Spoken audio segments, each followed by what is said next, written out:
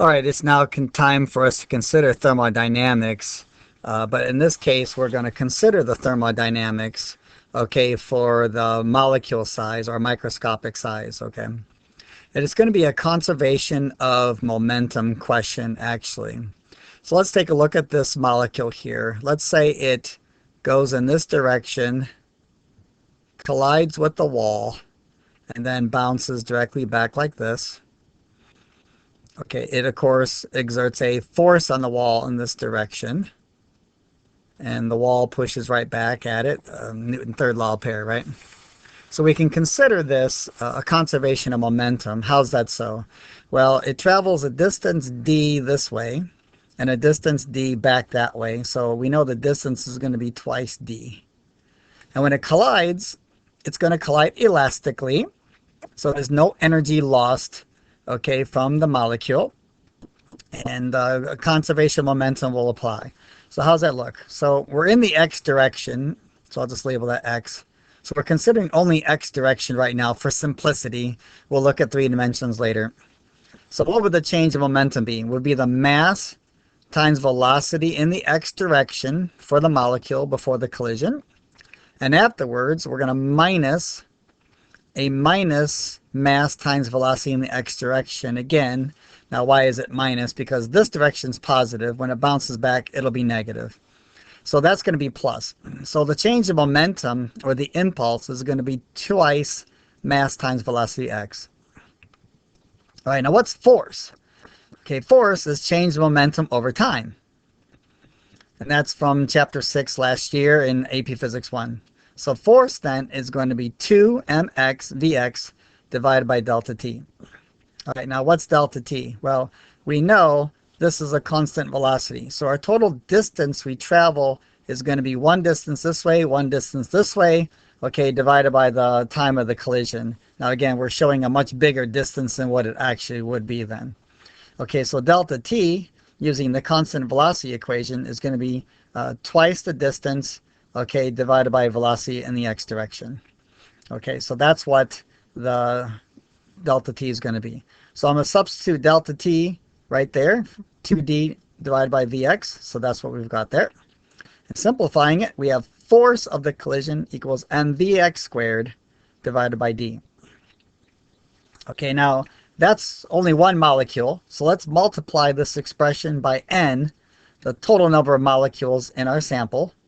And force is going to equal n times m over v squared times d. So the n is going to stand for the total molecule sample here. Okay, now we've only considered the x direction, but these molecules are moving in the x, y, and the z. So vx is only going to be 1/3 the velocity average squared.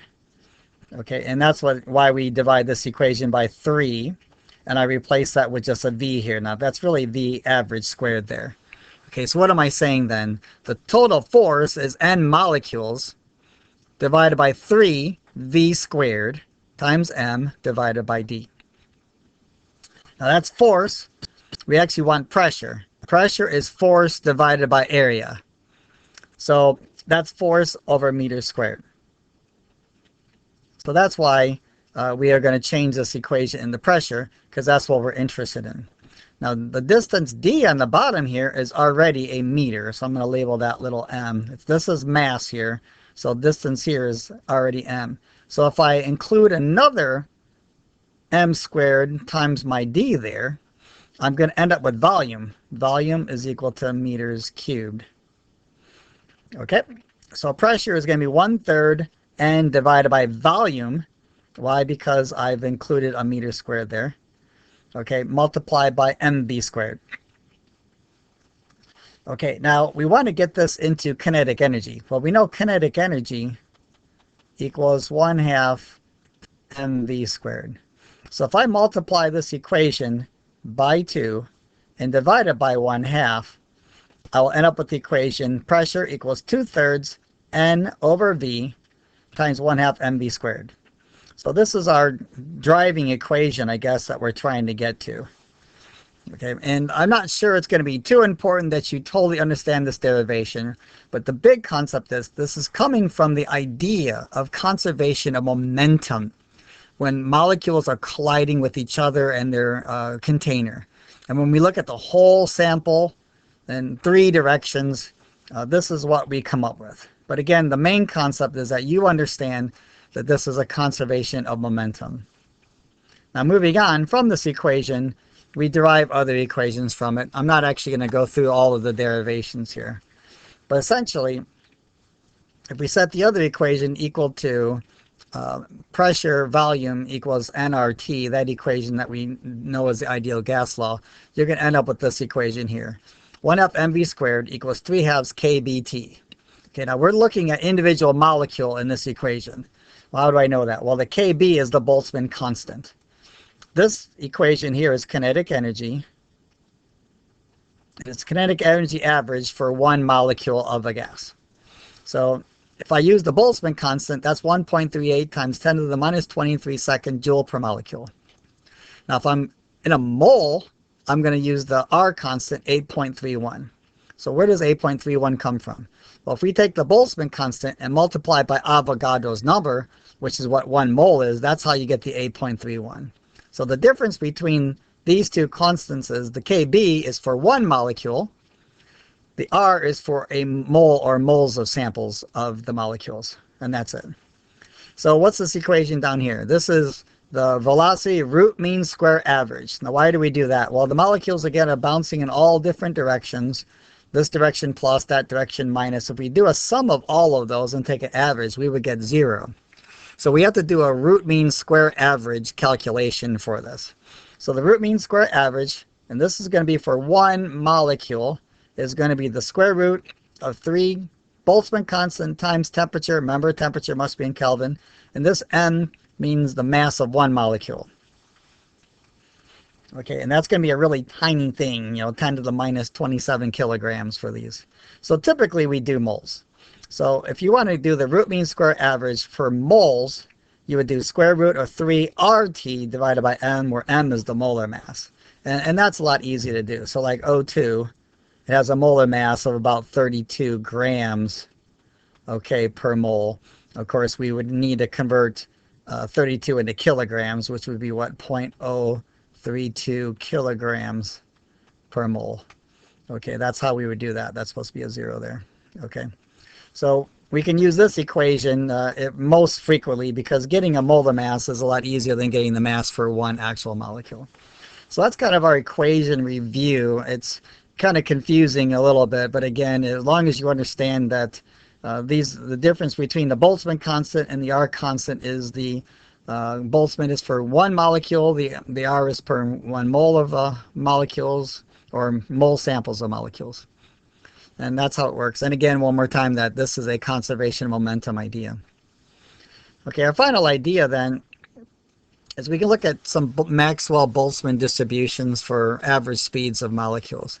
So we have here, okay, this is called probability density, or you can just say basically the number of molecules that have this kind of, okay, speed or whatever.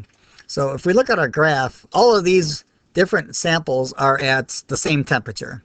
So xenon has the largest mass. So what does that mean then? That means the xenon molecules are going to be moving more slowly because the kinetic energy thing is, again, 1/2 mv squared. If m is larger, that means they're going to be moving slower at the same temperature. Argon is not quite as heavy, and we see the Boltzmann distribution slide down to the right a little bit. Okay, then we have neon. Notice how neon's sliding even more to the right. And then finally, helium is our lightest, and it slides even farther down to the right. But please note that the area under all of the curves is going to be the same because we're going to assume that the samples are all the same size. In other words, they all have the same number of molecules. So that's what would happen if, again, we're all at the same temperature. So temperature T is one value for all of these gases. Now, what if we have one sample of a gas and we have them at different temperatures? So this is one sample, the same gas, same number of molecules each time. We're starting with a -100, then we go to 20, and this is 600, and I'm going to assume that these temperatures are all degrees Celsius. So negative 100, we see that we get a very large peak here, okay, where velocities are low. And then 20 degrees, we see that we get a larger shift down to the right. Okay, that shift, because we have increased the temperature, more molecules should have a higher velocity. Then at 600, we see it sliding down here even more again, because more of these molecules should have a higher velocity. And one more time, the area under these curves, okay, should all be the same. So that's a reasonable look, pretty quick, at a review of how we did our microscopic view of the kinetic theory with some equations and some concepts.